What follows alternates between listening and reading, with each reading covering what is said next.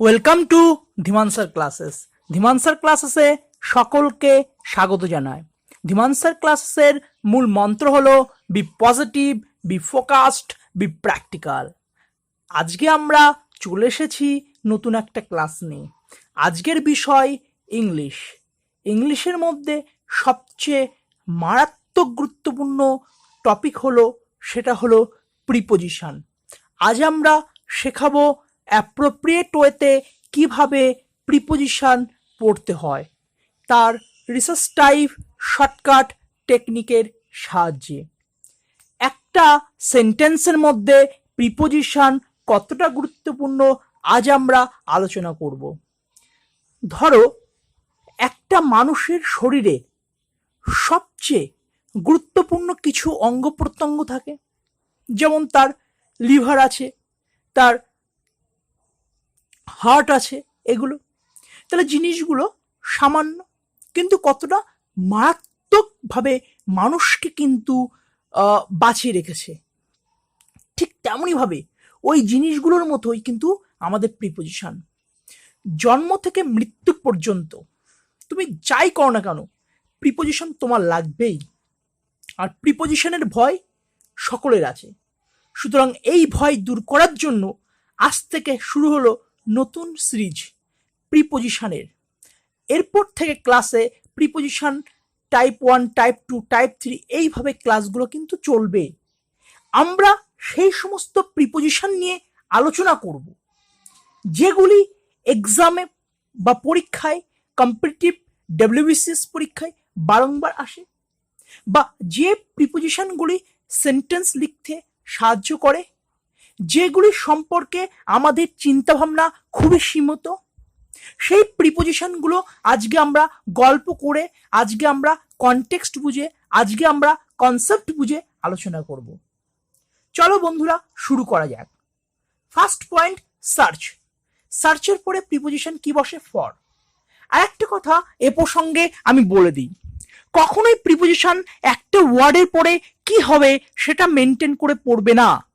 কারণ প্রিপোজিশন শুধু প্রিপোজিশন নয়, যে কোনো শব্দ, যে কোনো কিছু ডিপেন্ডস করে একটা সেন্টেন্সের উপরে।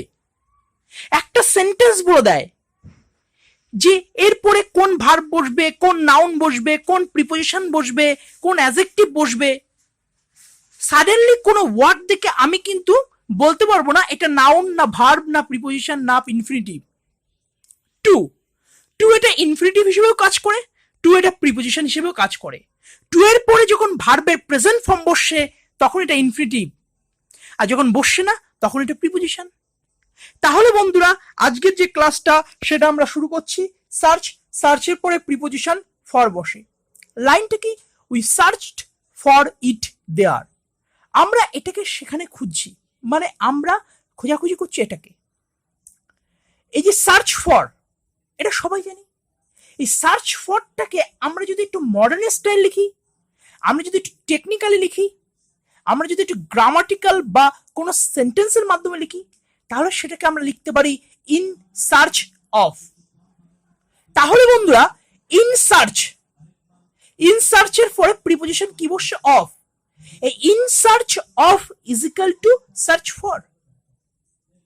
লাইনটা কি আছে? I went there in search of হিম।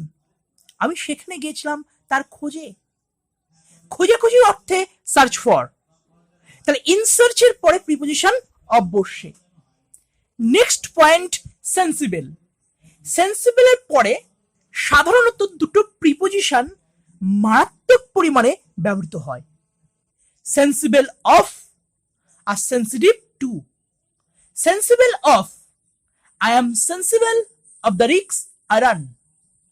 মানে সেন্সিবল অফ মানে বোধগম্যতা। আর সেন্সিটিভ টু মানে he is very sensitive to hot water, to cold water. অর্থাৎ সেন্সিটিভ টু এর যে বিষয়টা, সেটা যখন কোনো কোল্ড ওয়াটার, হট ওয়াটার, মানে কোনো কিছু এমন বোঝাবে যেটা টাচ করলে সংবেদনশীলতা হয়। যদি এমন কোনো বিষয় হয় তাহলে কিন্তু টু, আর বাদ বাকি জায়গায় অফ, তার মানে বোধগম্যতা। Next point, in respect of.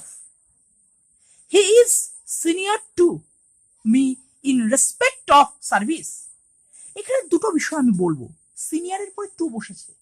একটা জিনিস বন্ধুরা মনে রাখবে, সিনিয়র, জুনিয়র, সুপিরিয়র, ইনফেরিয়র, যখন কোনো শব্দের শেষে অর কথাটা থাকবে তখন preposition to. Repeat, senior, junior, inferior, এরপরে কি বসছে? টু। তাহলে he is senior to me in respect, এরপরে preposition of service. In respect of এটা একটা ফ্রেজ, প্রসঙ্গে, সম্বন্ধে ইন রেসপেক্ট অফ ব্যবহৃত হয়। ইন রেসপেক্ট অফ এর মতো সম্বন্ধ বোঝাতে আরেকটি প্রিপোজিশন ব্যবহৃত হয়, সেটি হলো ইন পয়েন্ট অফ। তাহলে ইন পয়েন্টের পরেও কিন্তু প্রিপোজিশন অফ বসছে। He is junior to me in point of service. তাহলে বন্ধুরা আমরা একটা জিনিস দেখতে পাচ্ছি, যদি কোনো শব্দের আগে ইন দিয়ে থাকে তাহলে সেই ফ্রেজটা ম্যাক্সিমাম জায়গায় অফ বসছে। এবং এই পোর্শনগুলোর মধ্যে পরীক্ষায় 3 থেকে 4টে আসে, যেগুলো মারাত্মক পরিমাণে পরীক্ষা আসে। সেই ফ্রেজগুলো, সেই প্রিপোজিশনাল ফ্রেজগুলো আমরা একটু দেখে নিই। In point of is equal to in respect of, in Liu of, in spite of, in search of. তাহলে একটা জিনিস দেখেছো, কোনো শব্দের আগে ইন, সেগুলো পরপর কি হচ্ছে? অফ বসে আছে। এবং সেই শব্দগুলো আমি বললাম যেগুলি কম্পিটিটিভ পরীক্ষায় বারংবার এসে গেছে। Number 1 in search of, number 2 in respect of, number 3 in point of, number 5 in Liu of, next in spite of. বন্ধুরা এই প্রসঙ্গে আরেকটা কথা বলি, ইন রেসপেক্ট অফ এর একটা মডার্ন সেন্স আছে। যে আমি যদি বলি he had talked to me with respect of the matter, তাহলে with respect of is equal to in respect of, মানে সম্বন্ধে। সে আমার সঙ্গে এই বিষয়টি সম্পর্কে কথা বলছে। তাহলে in respect of is equal to in point of is equal to with respect of. Next point, Mary. চাকরির পরীক্ষায় এমন কোনো পরীক্ষা নেই যেখানে ম্যারি শব্দটি দিয়ে প্রিপোজিশন থাকে না। কিন্তু দুঃখের বিষয়, ম্যাক্সিমাম ক্যান্ডিডেটরা ম্যারিটা ভুল করে। কারণ রামের সাথে সীতার বিয়ে হচ্ছে, স্বামীর সাথে রমার বিয়ে হচ্ছে, এই সাথেই মানে উইথটা বসিয়ে দেয়। আর পরীক্ষায় কিন্তু প্রথম অপশনে উইথ থাকে, নেক্সট টু, তারপরে ইন, তারপরে অফ। একটা কথা স্ট্রিক্টলি বলছি, ম্যারির পরে উইথ বসে না। ম্যাক্সিমাম জায়গার চিন্তা ভাবনাগুলো ভুল। ছেলে থাকলে উইথ, মেয়ে থাকলে টু, এসব ফালতু কথা। ম্যারির পরে কিন্তু কোনো প্রিপোজিশন উইথ বসে না। ম্যারির পরে একটাই প্রিপোজিশন বসে, সেটা হলো টু। তাহলে এই যে ম্যারি উইথ এর ব্যাপারটা কি, এই কনসেপ্টটা কেন আসলো? নিশ্চয়ই তো কিছু কারণ আছে। হ্যাঁ, অ্যাকচুয়ালি ম্যারিজ যে নাউন ফর্ম ম্যারেজ, সেই ম্যারেজের সাথে কিন্তু উইথ কথাটি ব্যবহৃত হয়। নেক্সট বন্ধুরা, অ্যাগ্রি। অ্যাগ্রি শব্দটা মারাত্মক গুরুত্বপূর্ণ শব্দ। অ্যাগ্রি শব্দের পরে সাধারণত 3টে প্রিপোজিশন কিন্তু ব্যবহৃত হয়। Agree with, agree to, agree on. এবার কখন এই যে আমি যে বললাম যে agree with, agree to, agree on, বেশ মিটে গেল তা নয়। একটা সেন্টেন্সে কিভাবে আমি অ্যাপ্লাই করছি তার উপর কিন্তু নির্ভর করবে। অর্থাৎ সেন্টেন্সের উপর ডিপেন্ড করবে ওই ওয়ার্ডটির পরে কেমন ধরনের প্রিপোজিশন বসবে। অর্থাৎ ওয়ার্ড যে প্রিপোজিশন ফলো করছে সেটাই যে বসবে তা নয়। Agree to, agree with, agree on. Agree with যখন পার্সন বোঝাবে, অ্যাগ্রি টু যখন প্রপোজাল বোঝাবে, এগ্রি অন যখন পয়েন্ট বোঝাবে। একটু এক্সাম্পল দিই, আই অ্যাগ্রি উইথ ইউ। অ্যাগ্রির পরে উইথ বসেছে কারণ ইউটা কি পার্সন, তাই with dash this point on this point, তাহলে পয়েন্ট বুঝেছে তাই কিন্তু অন।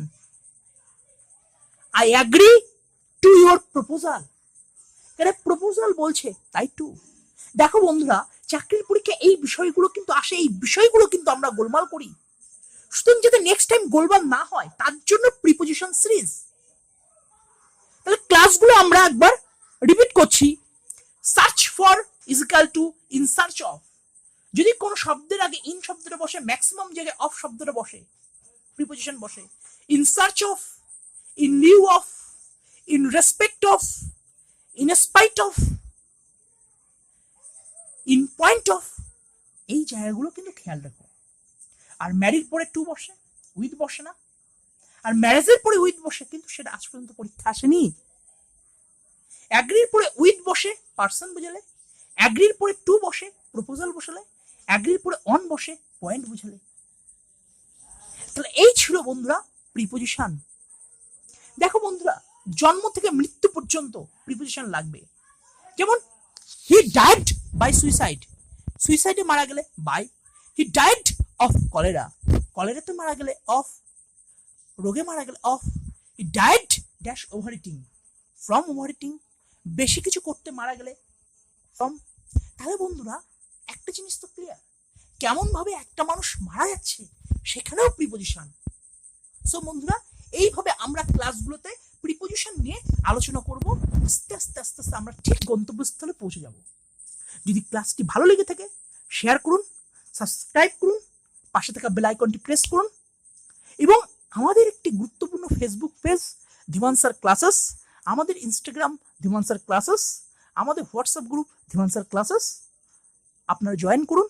এবং এভরিডে বেসিসে কারেন্ট অ্যাফেয়ার্স, বিভিন্ন কোশ্চেন পেপার দেওয়া হয়, বিভিন্ন পিডিএফ দেওয়া হয়, যেগুলো কম্পিটিটিভ পরীক্ষার জন্য খুবই গুরুত্বপূর্ণ।